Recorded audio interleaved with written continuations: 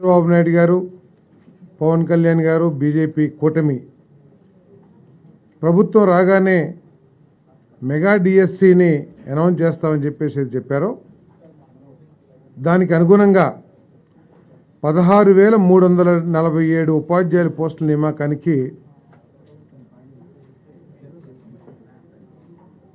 ఈరోజు కేబినెట్ ఆమోదం తెలియజేసిందని చెప్పేసి మీ అందరికీ మనవి చేస్తామని నేను. అంటే ఎస్జిటీలు, పీఈటీలు డిఫరెంట్గా ఉన్నాయి. అంతేకాకుండా అన్ని స్కూల్స్కి సంబంధించి ట్రైబల్ వెల్ఫేర్ కానివ్వండి, లేకపోతే గవర్నమెంట్ స్కూల్స్ కానివ్వండి, అన్నిటికీ సంబంధించి ఈ 16,347 పోస్టులు అని చెప్పేసి మీకు మనవి చేస్తా ఉన్నాను. ఇక్కడ